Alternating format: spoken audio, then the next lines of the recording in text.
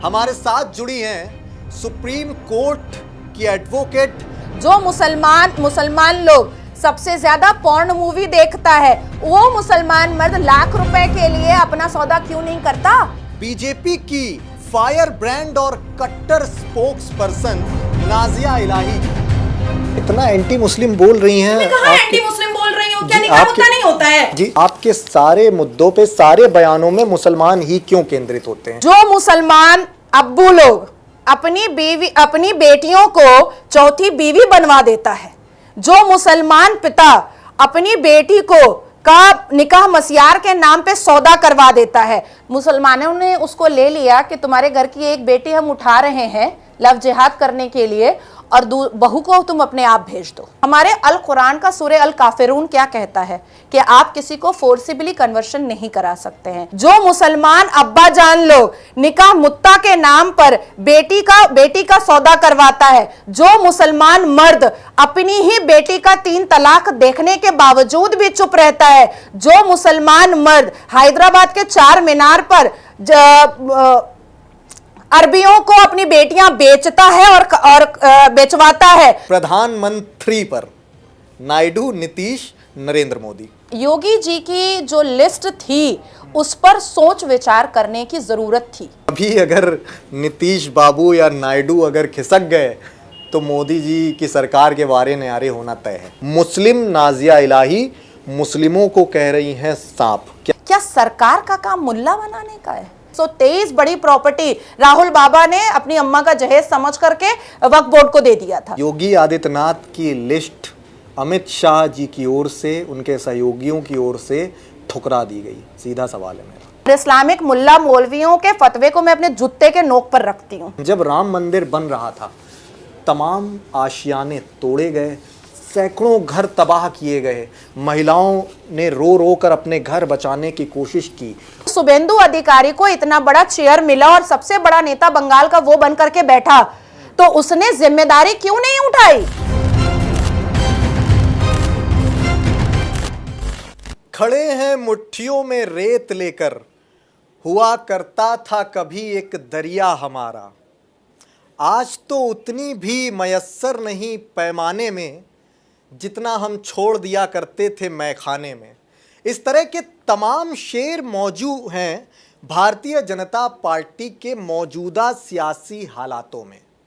इस वक्त एनडीए या भारतीय जनता पार्टी की जीत से ज़्यादा चर्चा इंडी गठबंधन की हार से है। बीजेपी से कई अक्षम्य और कई गंभीर गलतियां भी हुई हैं, ऐसा तमाम सियासी जानकार मान रहे हैं, और बीजेपी उसी पशोपेश में लगी हुई है। क्या गलतियां हुई भारतीय जनता पार्टी से कि वो इस बार वो अपना 400 पार का सपना साकार नहीं कर पाई? इन्हीं तमाम तथ्यों को समझने के लिए हमारे साथ जुड़ी हैं सुप्रीम कोर्ट की एडवोकेट, बीजेपी की फायर ब्रांड और कट्टर स्पोक्स पर्सन नाजिया इलाही जी। बहुत स्वागत नाजिया जी इंडिया डेली के साथ जुड़ने के लिए। जय जय श्री राम। नाजिया जी, तमाम सवालों तथ्यों पर बात होगी, आप अपने बेबाकी से जवाब देने के लिए जानी जाती हैं, लेकिन आगे बढ़ने से पहले आपका पहला टेक जानना चाहूँगा प्रधानमंत्री पर नायडू, नीतीश, नरेंद्र मोदी। देखिए, देश के प्रधानमंत्री मोदी जी को ही होना था। हमने तो कांग्रेस को उसकी औकात याद दिलाने के लिए इलेक्शन किया था। नहीं, ये आप सोच रहे हैं, ये या फिर ये जनता सोच रही होगी। वो सोच रहे होंगे जो कांग्रेस के समर्थक है, वो सोच रहे होंगे जो शरिया लॉ के समर्थक है, वो सोच रहे होंगे जिन्होंने खटाखट 1 लाख रुपए के लालच में देश का सौदा करने की कोशिश किया, वो सोच रहे होंगे। देश का प्रधानमंत्री तीसरी बार तो क्या 5वीं बार भी मोदी को ही होना है, ये मैं बड़ी जिम्मेदारी से आपको बता दे रही हूँ। हमने तो कांग्रेस को उसकी औकात याद दिलाई। और वो कह रहे हैं आपने औकात याद दिलाई, वो तो कह रहे हैं कि भाई बैसाखी की सरकार बनाई है भारतीय जनता पार्टी ने, और कभी अगर नीतीश बाबू या नायडू अगर खिसक गए तो मोदी जी की सरकार के वारे न्यारे होना तय है। देखिए, मुझे ऐसा लगता है कि कांग्रेस जो कभी देश की पार्टी हुआ करती थी, आज गली कूचे की पार्टी होकर के रही है, और पूरे भारत में 99 सीट पर फुलझड़ी छोड़ने वाला राहुल गांधी वो अपने माथे से क्राउन हटाने की पता नहीं गुस्ताखी कब करेगा। अभी भी वो उसी सिनेरियो में जी रहा है, इल्यूजन में, कि नेहरू जी हैं, इंदिरा गांधी जी हैं, राजीव गांधी जी हैं, बापू हैं। वो उसी सिनेरियो में, उसी इल्यूजन में अभी भी जी रहा है। देखिए स्कूल में ना कई तरीके के बच्चे होते हैं। जो 99 लाते हैं वो रोते हैं कि एक और क्यों नहीं आया, और एक बच्चा होता है जो 34 लाने के बाद ऐसा उछलता है मानो जैसे ढोल बाजा ताशा सब बजा देगा कि हम तो 34 लेकर आ गए। तो वही हाल कांग्रेस का है। ठीक है, इन तथ्यों पर भी बात होगी। फिलहाल आजकल चर्चा, एक खबर तमाम अखबारों की हेडलाइन बन रही है, योगी आदित्यनाथ की ओर से एक लिस्ट सौंपी गई। ये सवाल तब मौजूद हुआ कि यूपी में गलती कहाँ हो गई। तो काउंटर में इस तरह की बातें भी आ रही हैं कि योगी आदित्यनाथ जी की ओर से गृह मंत्रालय को 31 कैंडिडेट्स की लिस्ट दी गई, जिसमें से गृह मंत्रालय की ओर से, अमित शाह जी की ओर से कहा गया कि भाई सिर्फ एक दो कैंडिडेट आपके, बाकी सब हमारा निर्णय होगा। देखिए ये इस बात में सत्य है कि कई राज्यों में कई ऐसी लिस्ट गई थी, राज्यों के हाथ में दिया गया था और बाद में उसको दिल्ली केंद्र भी पहुंचाया गया था।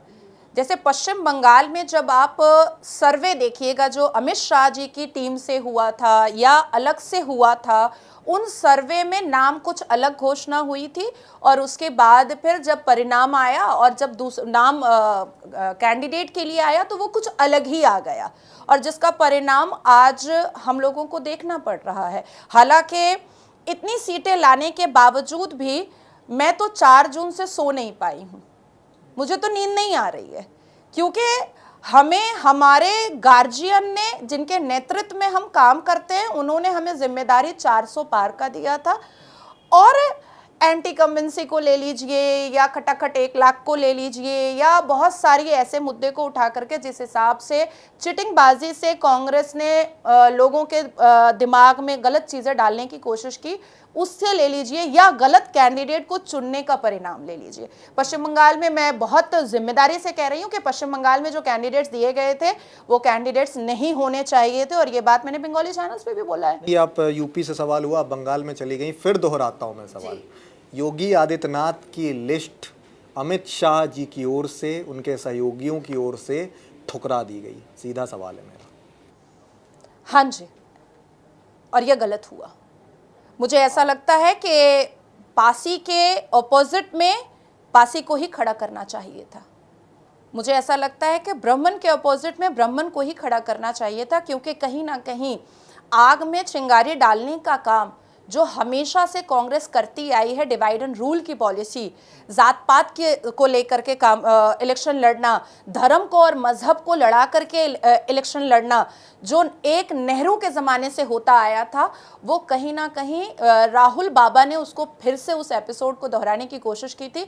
और उन सारे 1947 से जितने भी इलेक्शंस हुए थे जो कांग्रेस के नेतृत्व में हुए थे, उसको देख करके इसको ध्यान में रखना चाहिए था। और योगी जी की जो लिस्ट थी उस पर सोच विचार करने की ज़रूरत थी। जी, ये खबर कहाँ से निकल कर आई?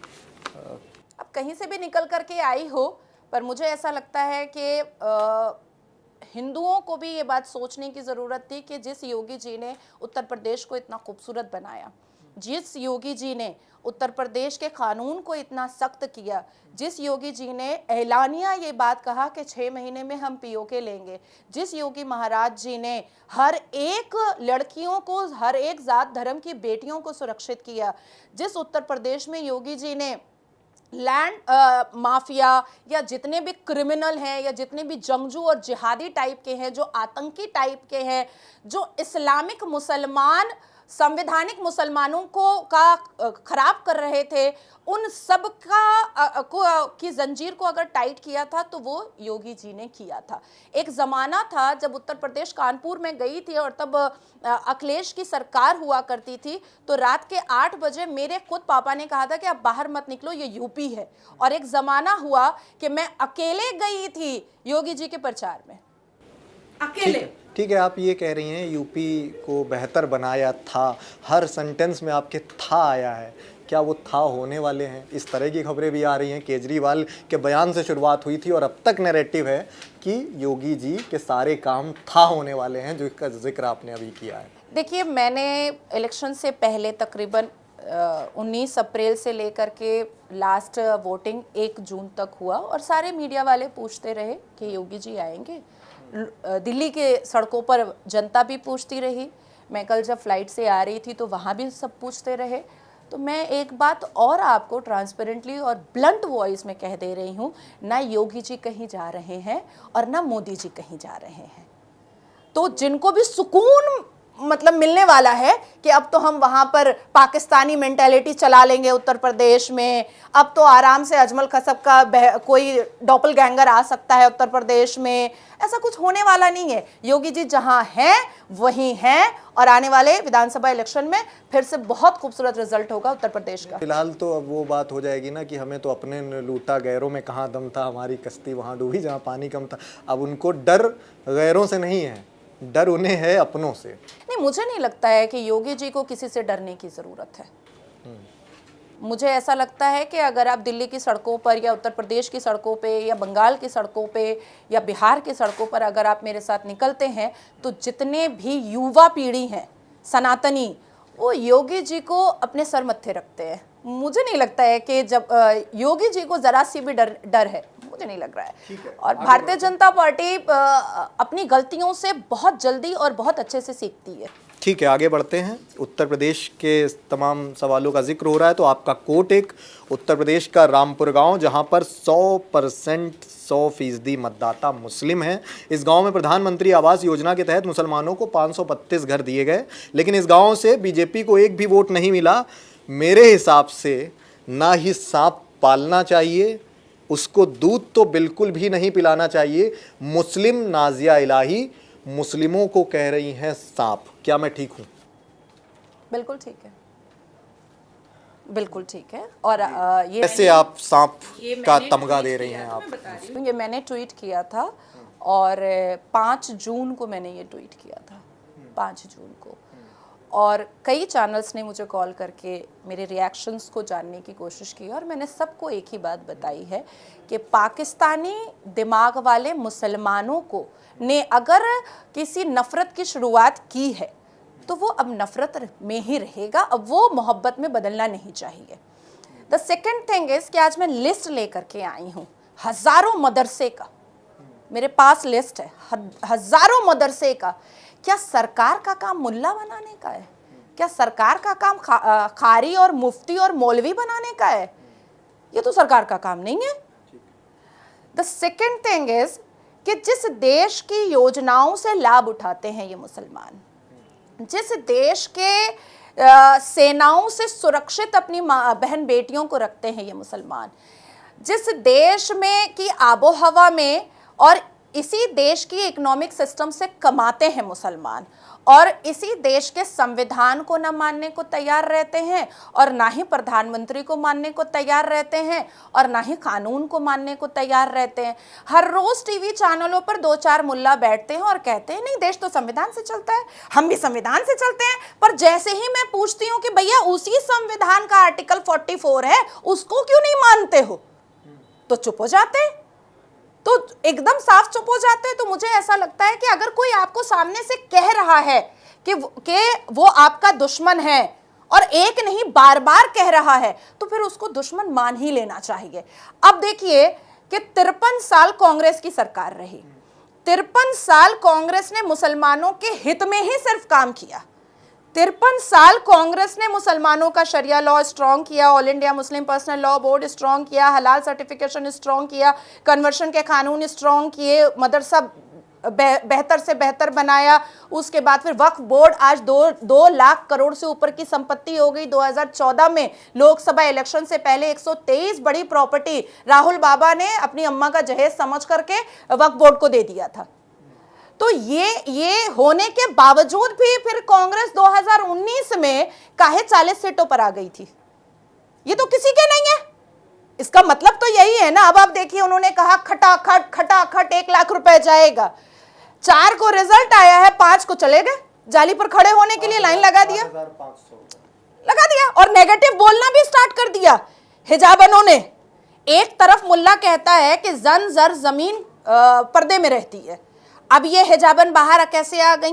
नहीं, आपका ये जो कोट है उसको विरोधी इस तरह से ले रहे हैं कि आप अगर संविधान को मानने वाली हैं तो हर जनसाधारण का अधिकार होता है अपने प्रत्याशी को चुनना। कहीं ना कहीं रामपुर में या अयोध्या जैसी जगहों पर, अयोध्या में तो मैं अभी आऊँगा, ऐसे तमाम ज़िलों में कहीं ना कहीं भारतीय जनता पार्टी से गलती हुई और उन्होंने अपना मत अपने चहेते प्रत्याशी को दिया। इस बीच नाज़िया इलाही इस तरह का कोट कर देती हैं कि सांप को पालना भी, दूध पिलाना भी गलत है। तो ये कहीं ना कहीं संविधान पर भी सवाल उठाना हो जाता है। देखिए, मुझे ऐसा लगता है ना कि गांधी जी ने जो बोला ना कि कोई एक गाल पे थप्पड़ मारे तो दूसरा गाल आगे बढ़ा दो, मुसलमानों ने उसको ले लिया कि तुम्हारे घर की एक बेटी हम उठा रहे हैं लव जिहाद करने के लिए और बहू को तुम अपने आप भेज दो।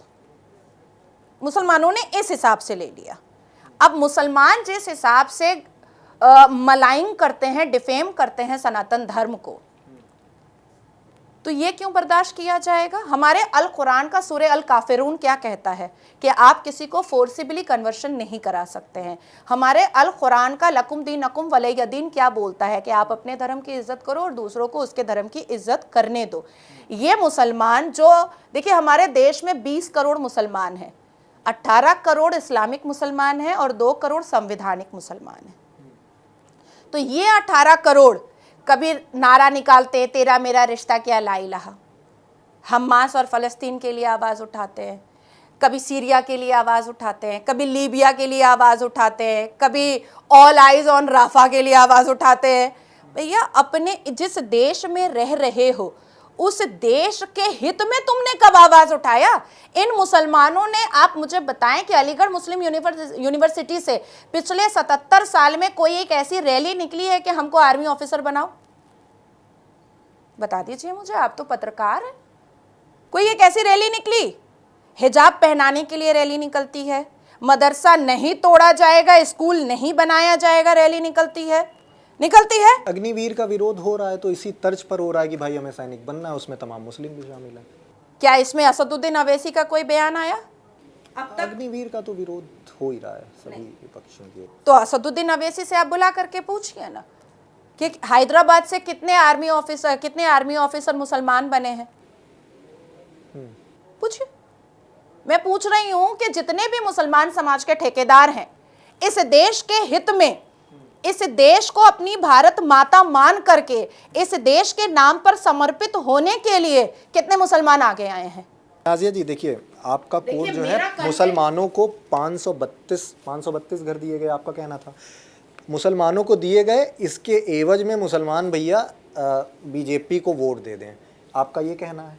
नहीं, मेरा ये कहना नहीं है कि आप बीजेपी को वोट दीजिए, मेरा ये कहना नहीं है। और बीजेपी को वोट आपने नहीं दिया है तो आप फिर? नहीं, देखिए मेरा बहुत क्रिस्टल क्लियर कहना है, मैं किसी पर फोर्स नहीं कर सकती हूँ। या मैंने जहाँ जहाँ कंपेनिंग की है, आप उसके भाषण उठा करके देखिए, तो मैंने मुस्लिम समुदाय में जहाँ पर जाकर के कंपेनिंग की है, मैंने वहाँ पर स्पीच ही स्टार्ट किया है कि आप किसको वोट देंगे ये आप तय करेंगे, मैं सिर्फ आपको समझाने आई हूँ। उन्होंने तय कर दिया है तो आपको इस तरह के ट्वीट? नहीं, तो फिर सरकार की सुविधाएं आप लेने में आगे है, फिर कोई 1 लाख रुपया देने लग रहा है तो वो भी इल्यूजन में, तो आप आगे हैं। अब मैं आपको बहुत कट्टर बोल दूंगी, अब मैं आपको बहुत कट्टर बताऊंगी। बोल सकती हैं आप।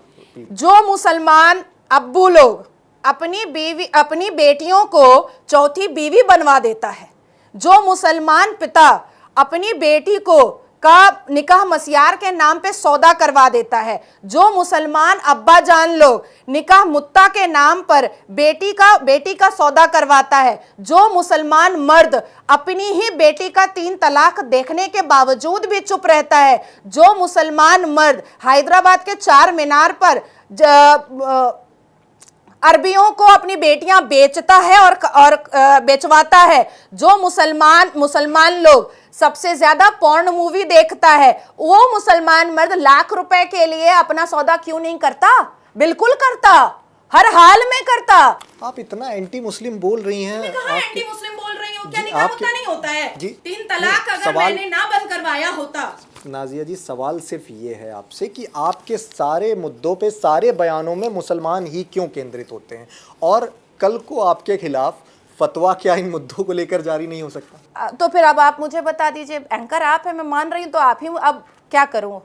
क्रॉस करना पड़ेगा कि क्यों अजमल कसब ही होता है जो अटैक करता है, जो जिहादी होता है, क्यों आफताब ही श्रद्धा की बोटियां करता है, क्यों नासिर खान और कादिर खान ही सूजर जॉर्डन का बलात्कार करता है, क्यों लारेब हाशमी ही एक बस कंडक्टर का गला रेतता है, क्यों कन्हैया का मर्डर करने वाला मुसलमान ही होता है, क्यों एक 72 साल की नन का बलात्कार करने वाला 5 बांग्लादेशी मुसलमान ही होता है, क्यों अफजल गुरू ही हमारे पार्लियामेंट पर अटैक करता है। अब आप मुझे बता दीजिए, क्यों हमास और फलस्तीन के लिए के समर्थन में मुसलमान ही बाहर निकलता है। कभी आपने मुसलमानों को बाहर निकलते हुए देखा है? 3 तलाक बंद होना चाहिए, मेरी मुसलमान बेटियां जो है वो बेआबरू हो रही हैं, मेरी मुसलमान बेटियों को पढ़ाओ, मेरी मुसलमान बेटियों को शिक्षित करवाओ, अरे मोदी शिक्षित करवाओ मेरी मुसलमान बेटियों को। कभी सुना? अब देखिए, नासिर खान रेमिशन ग्राउंड पर बाहर आया, एक भी मुसलमान ने उसके खिलाफ बात नहीं किया, ना ही फतवा जारी किया। तो ऐसे ऐसे इस्लामिक प्रीचर और इस्लामिक मुल्ला मौलवियों के फतवे को मैं अपने जूते के नोक पर रखती हूँ। ठीक है, अयोध्या में हार बहुत चर्चा में है। इस बार भारतीय जनता पार्टी ने जो सोचा नहीं था वो हो गया, अयोध्या में हार का सामना करना पड़ा। एक नैरेटिव सोशल मीडिया में अयोध्या में हार को लेकर इस तरह भी गढ़ा जा रहा है कि जब राम मंदिर बन रहा था तमाम आशियाने तोड़े गए, सैकड़ों घर तबाह किए गए, महिलाओं ने रो रो कर अपने घर बचाने की कोशिश की और साथ में आखिर में इस तरह की बातें भी आईं कि उन्हें मुआवजा तक नहीं दिया गया जिस मुआवजे का उन्हें आश्वासन दिया गया था। क्या हार की वजह ये बद्दुआएं भी बन गई, आशियाने तोड़ना वजह बन गई? मेरी उम्र 11 साल की थी तो मेरे नाना अब्बू ने मुझे एक इंसिडेंट बताया था नवादा का, क्योंकि वो भी वकील थे। तो उन्होंने एक इंसिडेंट बताया था कि तुमको पता है बेटा, मुसलमान इतना चौड़ा सीना से क्यों चलता है? मैंने कहा नहीं। तो उन्होंने बताया कि जब एक ब्राह्मण की बेटी किसी पासी के घर में, किसी धुनिया के घर में, किसी चमार के घर में शादी करती है ना, तो ब्राह्मण के घर के या राजपूत के घर के मर्द क्या करते हैं, भाला और हथौड़ी लेकर के सर फोड़ने निकल जाते हैं। लेकिन उसी ब्राह्मण की बेटी जब मुसलमान से भागकर शादी करती है ना, तो उसके पहने हुए कपड़े से अंतिम संस्कार करते हैं, पर मुसलमान गली में नहीं एंटर करते हैं। और यहाँ से मुसलमानों को पता चला कि हम इन पर भारी हैं, ये हमसे डरते हैं। तो अब मैं आपको इसलिए ये बता रही हूँ कि देश के सुरक्षा को और देश की उन्नति को ना मानते हुए अयोध्या के हिंदुओं ने अपने लोभ को आगे रखा। एक मुसलमान से जब आप पूछिएगा ना कि वोट किसको करोगे, तो वो बोलेगा बीजेपी को तो नहीं करेंगे। घर तोड़वा दें लेकिन वोट भारतीय जनता पार्टी को। देखिए, मैंने अयोध्या में तकरीबन, मेरे पास अभी भी लिस्ट है और वो लिस्ट भी मैं लेकर आई हूँ कि मैंने 728 लोगों से बात किया, क्योंकि जब मैं अयोध्या उस वक्त जाना आना कर रही थी तो वहाँ पर एक अच्छी खासी मेरी एक टीम बन गई। तो 728 लोगों से मैंने बात किया। उन्होंने कहा कि दीदी हमारे पास पूरा डिटेल है कि शायद ही कुछ लोगों को जो मुआवजा मिलना था वो बाकी बचा है, अदरवाइज सबको लाख रुपए जो ज़मीन के हिसाब से था। 728 लोगों की आप डिटेल बता रहे हैं? 728 लोगों को से मैंने बात किया है और ख़ास वो अयोध्या के हैं। किसी का होटल है छोटा सा, किसी के पान की दुकान है, किसी की झोपड़ी है वहाँ पर, किसी ने अपने घर के सामने वहाँ पर छोटा मोटा कोई कारोबार स्टार्ट किया है, कोई दुकान स्टार्ट किया है, कोई लिट्टी और चोखा बेचता है। उन लोगों से मैंने बात किया है जो वाकई में बताते हैं कि ज़ीरो ग्राउंड पर हो क्या रहा है। बात यहाँ पर ये नहीं है, बात ये है कि हिंदू 550 साल की तपस्या को साइड में रख करके उन्होंने अपने लोभ और लालच को आगे रखा। क्या लोभ और लालच हो सकता है? किसको चिन्हित कर रही हैं आप? देखिए, मुझे ऐसा लगता है कि जब हम इंफ्रास्ट्रक्चर को अच्छा करते हैं, इसी बिल्डिंग को अगर आप और खूबसूरत बनाएंगे तो ये तो टूटेगा ना।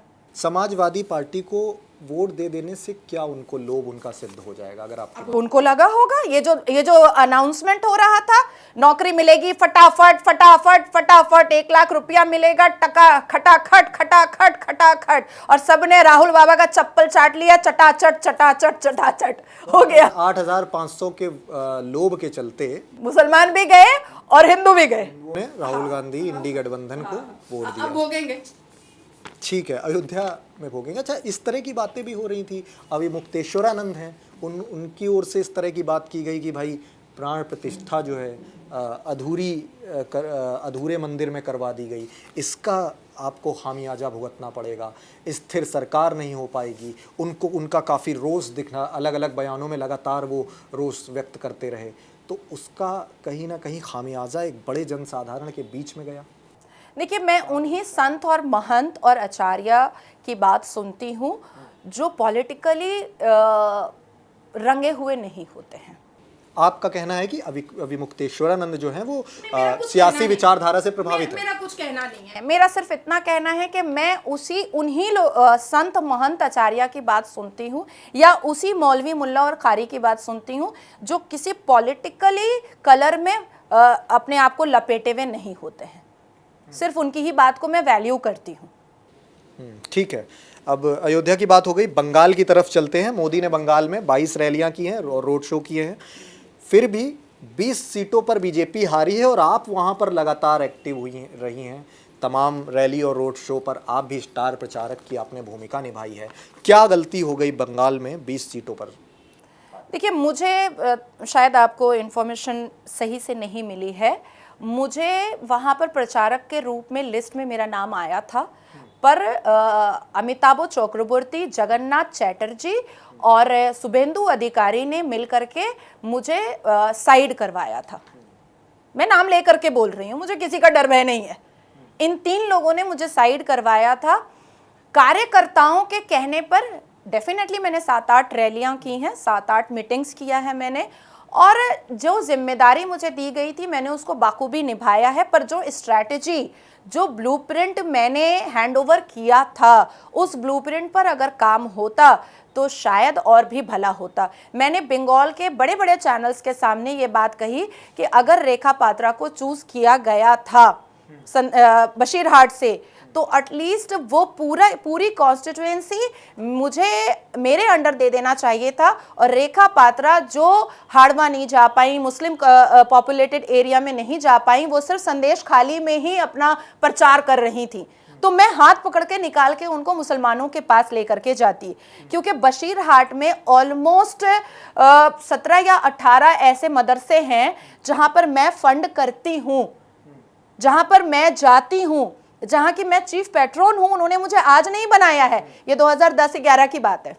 अच्छा, मैं चाहता हूं आप इसी में अपने वक्तव्य में ऐड ऑन करें शुभेंदु अधिकारी की कार्यशैली पर। कैसे मानती उनकी कार्यशैली वहाँ बंगाल में? नहीं, मुझे उनके देखिए, एक व्यक्ति होता है, एक लीडर होता है जो सबको साथ में लेकर चलता है और वो उत्साह देता है जो लोग घर में बैठे हैं उसको बाहर निकालने का। जैसे मैं कल की ही बात बता रही हूँ कि मुझे एक लड़की मिली एयरपोर्ट पे, उसने कहा कि दीदी मैं पॉलिटिक्स में आना चाहती हूँ पर वेस्टर्न आउटफिट्स छोड़ना पड़ेगा। मैंने कहा बिल्कुल, क्यों छोड़ना पड़ेगा? बिल्कुल नहीं छोड़ना पड़ेगा, देखो मैं खुद जीन्स में हूँ। उस वक्त मैं एयरपोर्ट में थी, मैं खुद जीन्स और शर्ट में थी। मैंने कहा ये तो हमारी सभ्यता नहीं है रिवीलिंग ड्रेसेस पहनना। तो ये हुआ उत्साह कि अगर आपके अंदर क्रेडिबिलिटी है तो आप बाहर आइए। शुभेंदु अधिकारी ने क्या किया कि वो अपने आप को नेता बनाने के लिए, अपने आप को लाइमलाइट में रखने के लिए ना ही उसने उत्साह दिया, और जो कार्यकर्ता 2021 के विधानसभा इलेक्शन के बाद डर करके घर में बैठ गए थे उनको निकालने की भी कोशिश नहीं की। जो 30 साल से पश्चिम बंगाल में लाठियां खा रहे थे उनको मनाने की भी कोशिश नहीं की। जो कार्यकर्ता और जो नेता, जिस वक्त सिर्फ 3 सीटें हमारी थी पश्चिम बंगाल में, जो जेल गए, जिन्होंने दीदी का इतना अत्याचार सहा, उनको इज्जत देने की भी कोशिश नहीं की और हर जगह खुद छाए रहे। महिला नेत्री में सिर्फ एक ही नेत्री को वो लेकर के घूम रहे थे, बाकी नेत्रियां अपने आप घर में बैठ गई। किन नेत्री को लेके घूम रहे थे आप? वो मैं नाम नहीं अभी रिवील करूंगी, क्योंकि जो रिपोर्ट कार्ड है वो मैंने जमा कर दिया है सेंट्रल पार्टी ऑफिस में आज सुबह में, और मुझे पूरी उम्मीद है कि सेंट्रल पार्टी ऑफिस उस पर काम करना स्टार्ट कर चुकी है। तो मुझे लगता है कि इन 3 लोगों को पश्चिम बंगाल के भारतीय जनता पार्टी ऑफिस से सिर्फ हटाना नहीं चाहिए, बल्कि बिठा करके पूछना चाहिए कि भारतीय जनता पार्टी में रह करके, भारतीय जनता पार्टी के सिंबल के साथ रह करके आपने अपने नाम को बनाने की क्यों कोशिश की और पार्टी का बुरा क्यों किया? शुभेंदु अधिकारी की वजह से आप हार का ठीकरा उन पर फोड़ रही हैं? नहीं नहीं, मैं ठेकरा कहाँ फोड़ रही हूँ, मैं तो आपको तथ्य दे रही हूँ। तथ्य दे रही है। एक तथ्य इस तरह का भी है कि बंगाल में हिंसा लगातार हो रही है बीजेपी कार्यकर्ताओं के ऊपर। तो बीजेपी का जो बंगाल का आला कमान है वो कार्यकर्ताओं को खुद इतना वो डर में है कि भाई मैं बाहर निकलूंगा, कार्यकर्ताओं को एकजुट करूंगा, टीएमसी के समर्थक आके सर फोड़ के चले जाएंगे।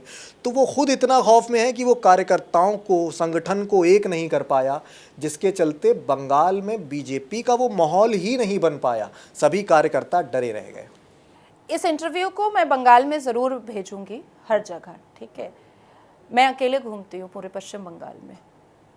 संदेश खाली में जब नहीं, अकेले, सवाल तो यही है कि अकेले हर बीजेपी नेता घूम रहा है लेकिन संगठित नहीं हो पा रहा है। सवाल ये है। संदेश खाली में जहां शुभेंदु अधिकारी को धक्का मार करके निकाल दिया गया था, जहां बाकी बड़े बड़े नेताओं को धक्का मार करके निकाल दिया गया था, मैं अपने सिर्फ 4 जूनियर्स के साथ अकेले थाना गई थी, अकेले एसपी से मुलाकात किया था, अकेले संदेश खाली के ऑफिसर इंचार्ज से मुलाकात किया था, अकेले वहां की माता बहनों से मुलाकात किया था। और सिर्फ संदेश खाली नहीं, उसके बाद आने के बाद मैंने कम से कम 10,000 मुसलमानों से भी मुलाकात किया था। मुझे तो किसी ने धक्का नहीं मारा। और अगर मैं गलत हूं तो मेरे इंस्टाग्राम और सोशल आईडी पर देख लिया। तो नाजिया जी मान सकता हूं, नाजिया जी नहीं डर रही हैं, चलिए अकेले निकल रही हैं। मेरे नेतृत्व में जितने लड़के हैं वो सीना चौड़ा करके काम करते हैं। तो जब शुभेंदु, यही तो बात मैं बताना चाह रही हूं कि जब शुभेंदु अधिकारी को इतना बड़ा चेयर मिला और सबसे बड़ा नेता बंगाल का वो बन करके बैठा, तो उसने जिम्मेदारी क्यों नहीं उठाई? आज मेरे पास अगर 1 लाख लड़के हैं पश्चिम बंगाल में, तो मैं उनको बोलती हूं कि तुम जेल जाओगे, मुझे कुछ भी करके अगर अपना घर बेच के तुमको छुड़ाना पड़ेगा तो मैं छुड़ाऊंगी। देखिए, अब सवाल, आपके ही सवाल पे मेरा जवाब है कि देखिए, आपने पहले, मैंने सवाल किया कि संगठित नहीं है वहाँ पर, आपने कहा कि मैं निकली थी। उससे पहले मेरा सवाल था शुभेंदु अधिकारी को लेकर, आपने कई चीज़ें असहमतियाँ जताई। इसका मतलब कि वहाँ पर संगठन जो है वो एक नहीं है। मैंने तो आपको एक ही लफ्ज़ में बोल दिया कि इस 3 लोगों ने मिल करके अपने अहंकार के चक्कर में पश्चिम बंगाल का रिजल्ट जो 2019 में दिलीप घोष जी के नेतृत्व में आया था, 18 सीटें हमारी आई थी, उसको उन्होंने खत्म कर दिया, डेवास्टेट किया है, रुइन किया है। ठीक है नाजिया जी, पॉइंट टेकन।